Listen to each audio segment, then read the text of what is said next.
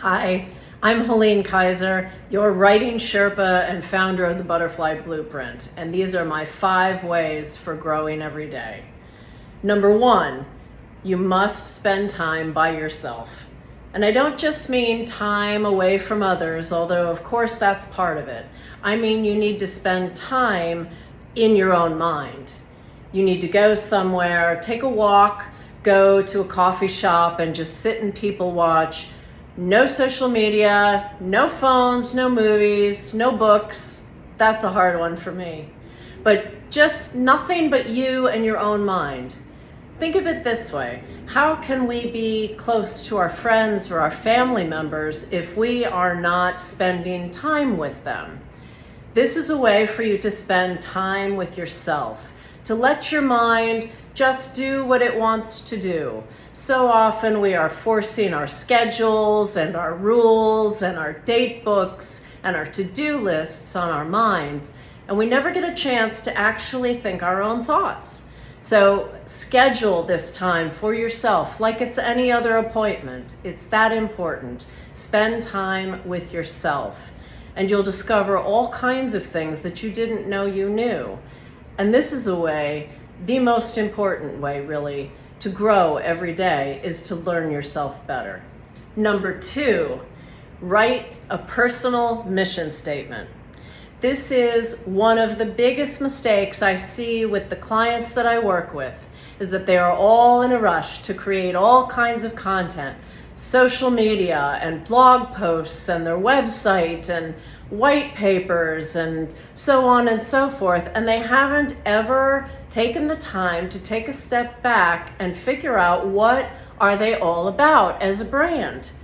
It's the same thing as individuals. Have you ever written a personal mission statement? What is your desire for your life? What do you want to be? What are your true hopes and dreams? Not the ones that people tell you you should have, but the ones that you really honestly have. Have you ever taken the time to write that down? Really think about it? I urge you to do that.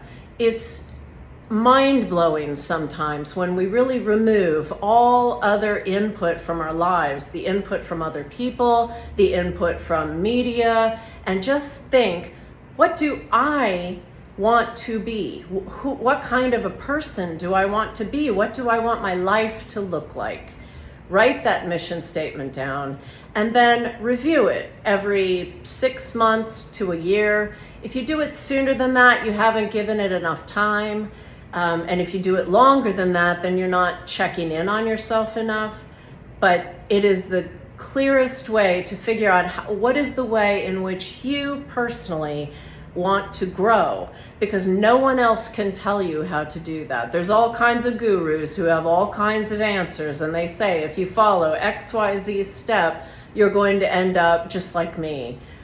And maybe that's true, but you don't want to end up just like somebody else. You want to end up just like you. So what is your mission statement? Write it down. My 3rd piece of advice is to simply not care what others think about you. And I of course don't mean that in terms of a license to just do whatever the heck you want to do without being concerned for other people. I'm certainly not advocating that we should all live in anarchy. Of course that's not the case. But I mean, we are often stuck in the middle school mentality of being different or being other or being just not like one of the crowd is something bad, but on the contrary, it's something amazingly beautiful. You are the only you who has ever lived, and you are the only you who will ever live. And you should lean into that. What are you all about? Don't care what others think. Don't walk the same road that others have walked. When I talk to my clients about their brands and they give the same answers that others have given before them, what truly sets them apart? And the answer is nothing does. We're so concerned with the fact that maybe we won't be somebody's cup of tea, but you know what? That's okay. You don't have to be everybody's cup of tea. You will be some people's cup of tea if you live true to yourself. I had the pleasure one time of interviewing the great Pulitzer Prize winning poet Charles Simic, and I asked him what was one thing he would change about his life. And the answer he gave is not what you would expect. It was that he wished he had ordered that second bowl of fish soup at a little cafe where he'd been once. All of us should live with regrets that are at exactly that level and no more. And we can only do that if we're not concerned about the beat of everybody else's drummer, but are truly in tune to our own. That's how we grow and become more ourselves. My fourth piece of advice is about stepping out of your comfort zone. But I don't mean that in terms of stepping outside the box. When people say step outside the box or think outside the box, what they really mean is put yourself in yet another box. And I'm not saying it that way. I'm saying you need to live outside of your comfort zone in ways that are true to you. For example, I once, in one weekend, went to both a monster truck rally and the opera at the Met. Talk about different worlds, but they were both beautiful experiences. Neither one became a lifelong passion for me, but I'm grateful that I had the experience of both. It's an option to say yes, like with the Jim Carrey movie where he says yes to everything. Don't say yes to everything, because some things are just simply not for you. And trying things for the sake of trying things is not going to get you anywhere. But if you have sort of an interest in something, or you don't know if you have a feeling about something, try it. You can always walk away from it. It's fine. I've tried lots of different hobbies in my life. I've tried horseback riding. That didn't fly when the horse took off with me on its back right into traffic. I got off and never got on again. I've tried downhill skiing, and I watched somebody wipe out right in front of me, and I took my skis off and said no more. I've tried cross stitch. That didn't work for me. I've tried monster truck rallies and the Met Opera. All of these experiences have helped me grow in that I understand so much more about the world simply by saying yes to something that maybe wasn't in my wheelhouse before.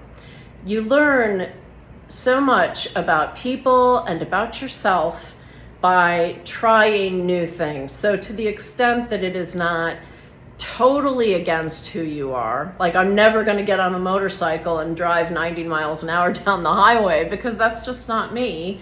But aside from that, things that maybe you haven't ever done before, or it hasn't seemed like something you would enjoy, give it a shot.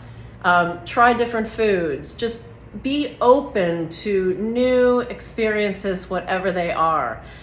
Even if they don't turn out to be lifelong passions like monster truck rallies or the Met Opera or shrimp, it will be something that adds to your life experience. And that alone, just simply being open to those new experiences, if you approach life that way, you will grow. New experiences will come to you. New people will come to you. You will be aware of so much in your life that you weren't aware of before.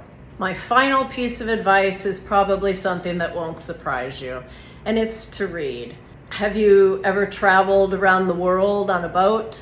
Have you dug for gold in the Yukon?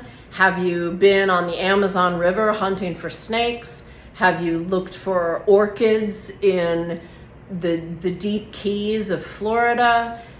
No, I have never done any of these things, and yet I have done them because I read. I read widely. I read everything I can get my hand on. It is still the most powerful way that I know to open our minds. And yes, audiobooks count if you're not a reader. Put it on in your car. It will be far more edifying than listening to whatever morning show you listen to. I promise you that.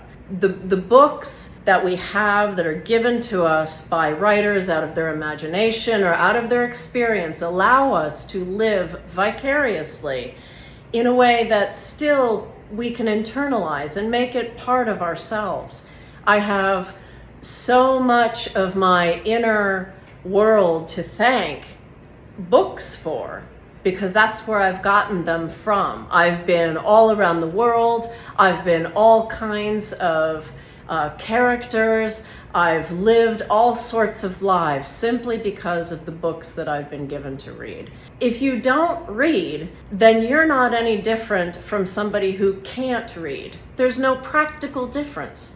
So find a book that you like.